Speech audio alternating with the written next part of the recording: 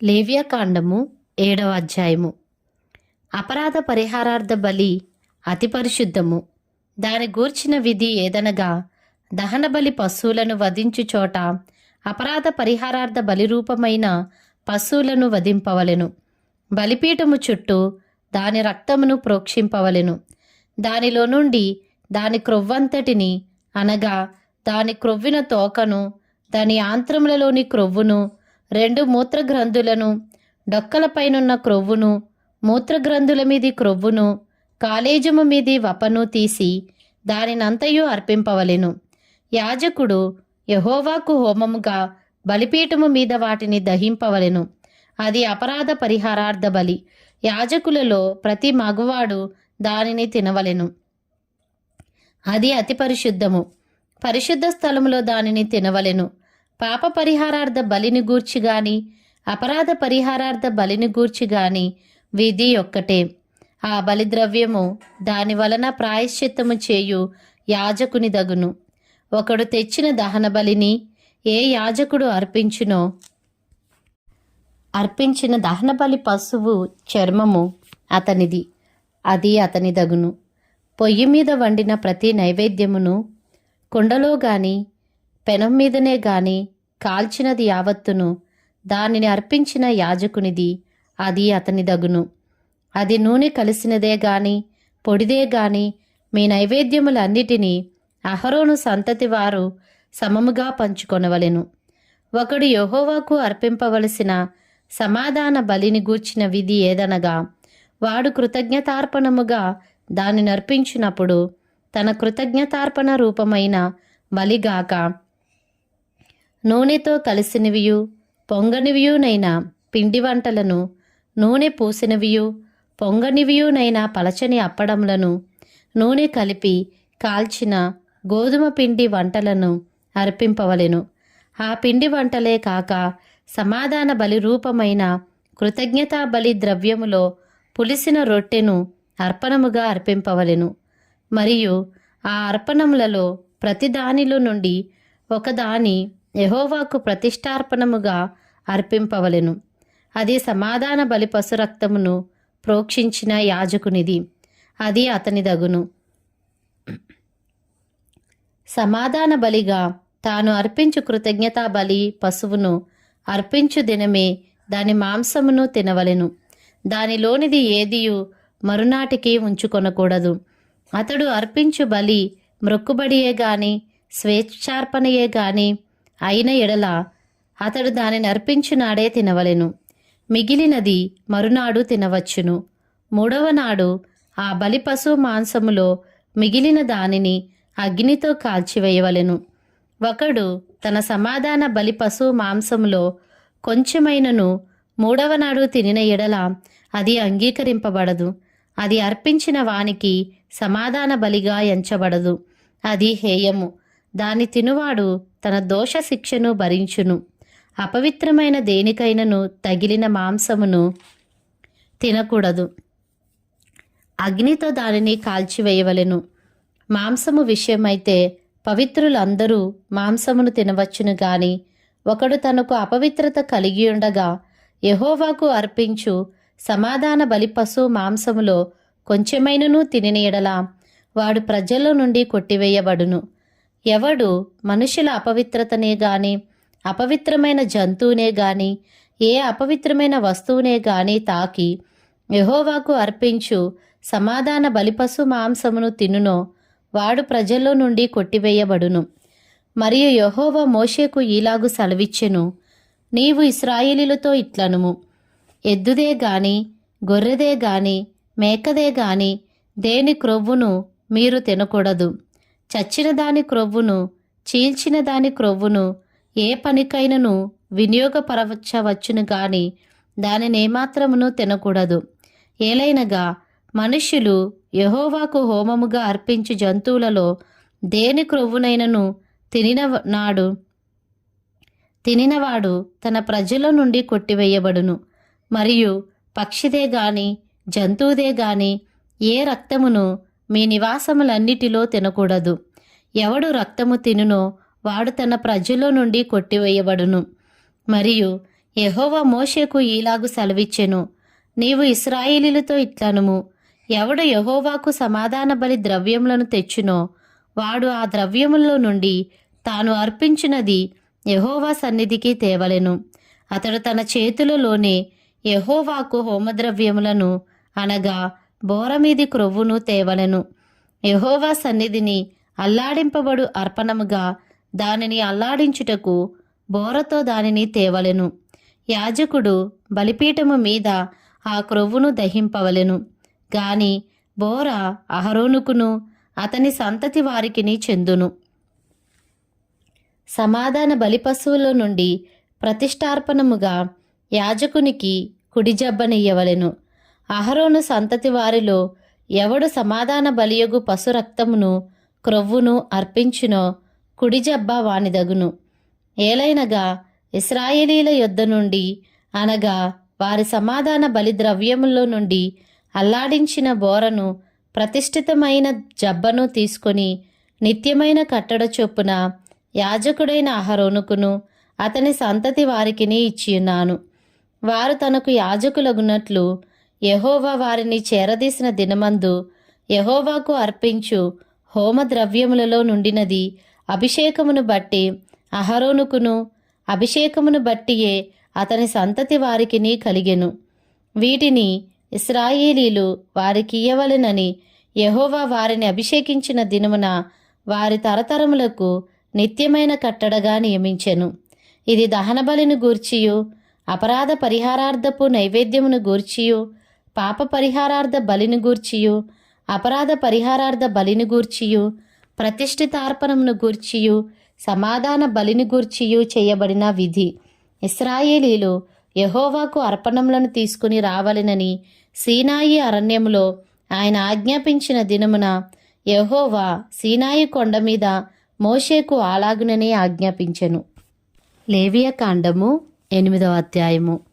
మరియు యెహోవా నీవు అహరోనును అతని కుమారులను వారి వస్త్రములను అభిషేక తైలమును పాప పరిహారార్థ బలిరూపమైన కోడెను 2 పొట్టేలను గంపెడు పొంగని భక్ష్యములను తీసుకొని ప్రత్యక్షపు గుడారం యొక్క ద్వారమునొద్దకు సర్వ సమాజమును సమకూర్చుమనగా యెహోవా మోషేకు ఆజ్ఞాపించినట్లు అతడు చేసెను. సమాజము ప్రత్యక్షపు గుడారము యొక్క ద్వారమునొద్దకు కూడి రాగా మోషే సమాజముతో చేయవలెనని యెహోవా ఆజ్ఞాపించిన కార్యము ఇదే అనెను. అప్పుడు మోషే అహరోనును అతని కుమారులను దగ్గరకు తీసుకుని వచ్చి నీళ్లతో వారికి స్నానము చేయించెను.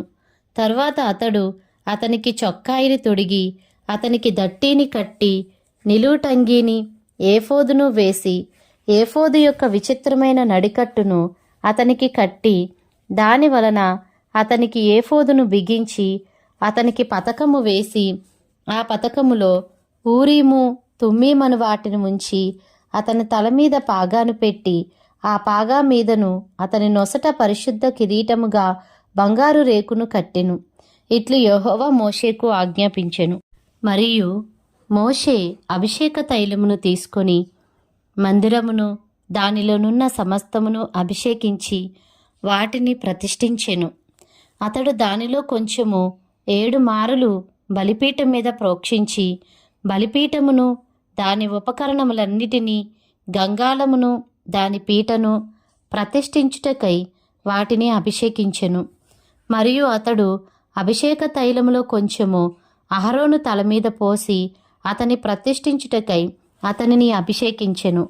అప్పుడు అతడు అహరోను కుమారులను దగ్గరకు తీసుకుని వచ్చి వారికి చొక్కాయిలను తొడిగి వారికి దట్టీలను కట్టి వారికి కుళ్ళాయిలను పెట్టెను. ఇట్లు యెహోవా మోషేకు ఆజ్ఞాపించెను. అప్పుడు అతడు పాప పరిహారార్థ బలిగా ఒక కోడెను తీసుకుని వచ్చెను. అహరోనును అతని కుమారులను పాప పరిహారార్థ బలిరూపమైన ఆ కోడె తల మీద తమ చేతులుంచిరి. దాని వధించిన తరువాత మోషే దాని రక్తమును తీసి బలిపీఠపు కొమ్ముల చుట్టూ వ్రేలుతో దాని చమిరి బలిపీఠము విషయమై పాప పరిహారము చేసి దాని నిమిత్తము ప్రాయశ్చిత్తము చేయుటకై బలిపీఠము అడుగున రక్తమును పోసి దాని ప్రతిష్ఠించెను. మోషే ఆంత్రముల మీది క్రొవ్వంతటిని, కాలేజము మీది వపను, 2 మూత్రగ్రంథులను, వాటి క్రొవ్వును తీసి బలిపీఠం మీద దహించెను. మరియు యెహోవా మోషేకు ఆజ్ఞాపించినట్లు ఆ కోడెను, దాని చర్మమును, దాని మాంసమును, దాని పేడను పాళెంనకు అవతల అగ్ని చేత కాల్చివేసెను. తరువాత అతడు దహనబలిగా ఒక పొట్టేలును తీసుకొని వచ్చెను. అహరోనును అతని కుమారులను ఆ పొట్టేలు తల మీద తమ చేతులుంచిరి. అప్పుడు మోషే దానిని వధించి బలిపీఠము చుట్టూ దాని రక్తమును ప్రోక్షించెను. అతడు ఆ పొట్టేలు యొక్క అవయవములను విడతీసి దాని తలను, అవయవములను, క్రొవ్వును దహించెను. అతడు దాని ఆంత్రములను, కాళ్ళను నీళ్లతో కడిగి ఆ పొట్టేలంతయు బలిపీఠం మీద దహించెను. యెహోవా మోషేకు ఆజ్ఞాపించినట్లు అది ఇంపైన సువాసన గల దహన బలి ఆయను. అది యెహోవాకు హోమము. అతడు 2వ పొట్టేలును, అనగా ఈ ప్రతిష్ఠితమైన పొట్టేలును తీసుకుని రాగా అహరోనును అతని కుమారులను ఆ పొట్టేలు తల మీద తమ చేతులుంచిరి.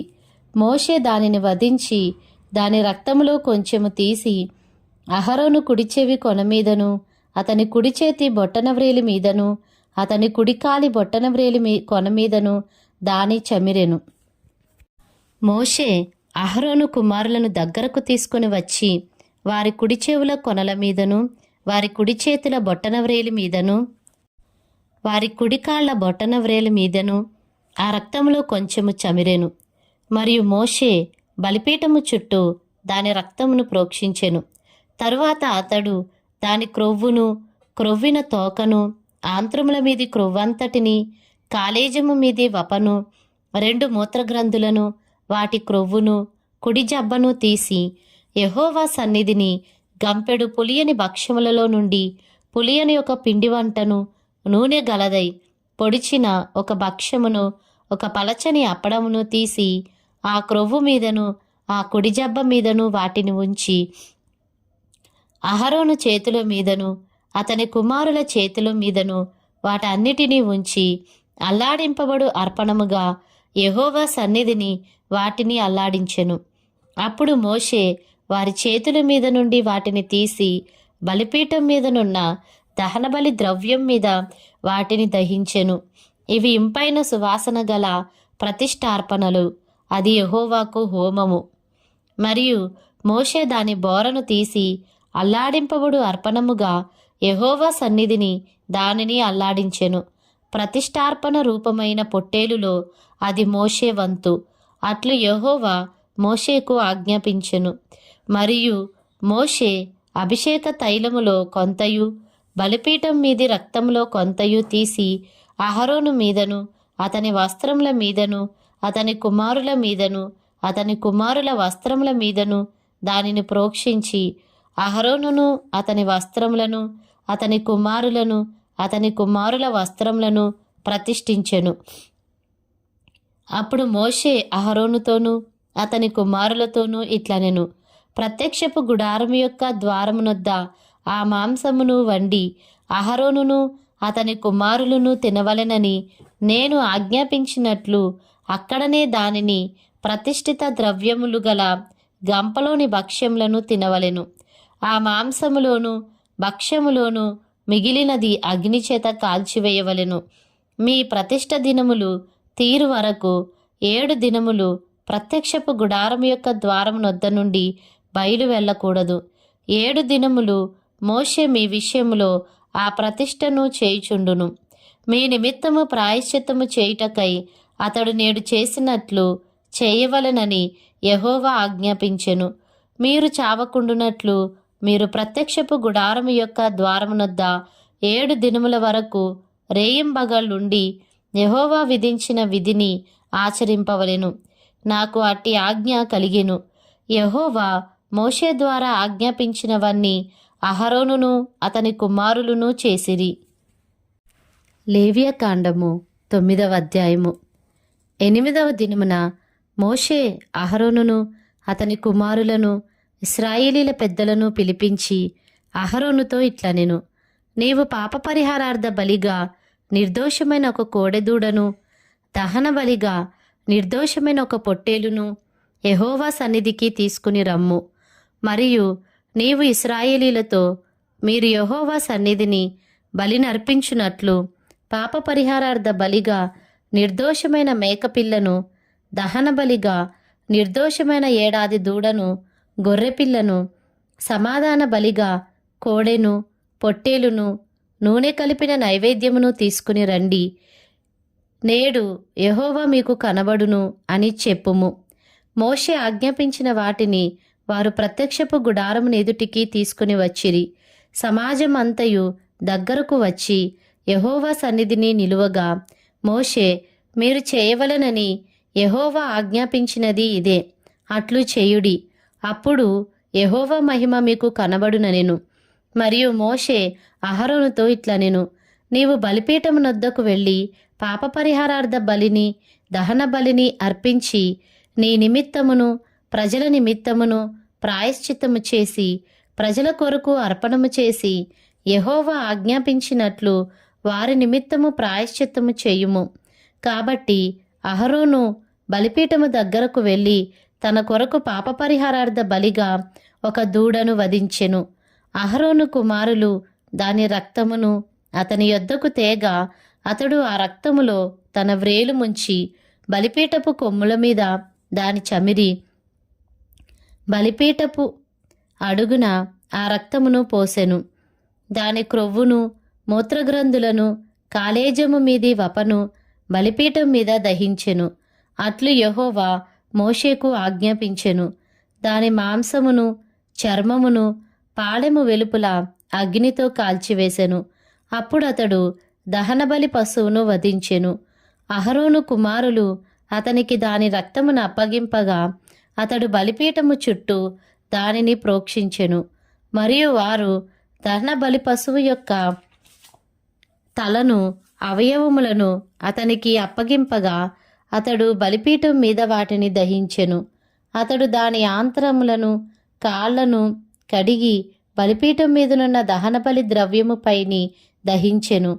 అతడు ప్రజల అర్పణమును తీసుకుని వచ్చి ప్రజలు అర్పించు పాప పరిహారార్థ బలియగు మేకను తీసుకుని వధించి మొదటి దాని వలె దీనిని పాప పరిహారార్థ బలిగా అర్పించెను.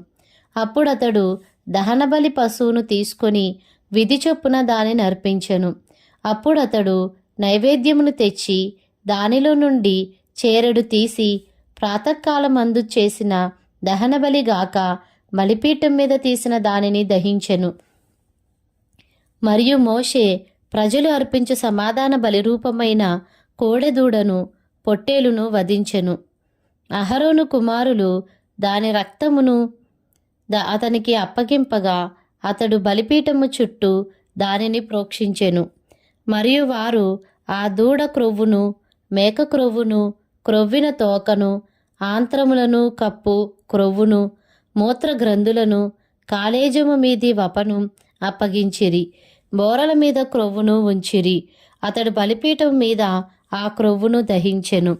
బోరలను, కుడి జబ్బను యెహోవా సన్నిధిలో అల్లాడించు అర్పణముగా అహరోను అల్లాడించెను. అట్లు యెహోవా మోషేకు ఆజ్ఞాపించెను. అప్పుడు అహరోను పాప పరిహారార్థ బలిని, దహన బలిని, సమాధాన బలిని అర్పించి ప్రజల వైపునకు తన చేతులెత్తి వారిని దీవించిన తరువాత దిగివచ్చెను. మోషే, అహరోనులు ప్రత్యక్షపు గుడారంలోనికి పోయి వెలుపలికి వచ్చి ప్రజలను దీవింపగా యెహోవా మహిమ ప్రజలకందరికీ కనబడెను. యెహోవా సన్నిధి నుండి అగ్ని బయలువెళ్ళి బలిపీఠం మీదనున్న దహన బలి ద్రవ్యమును, క్రొవ్వును కాల్చివేసెను.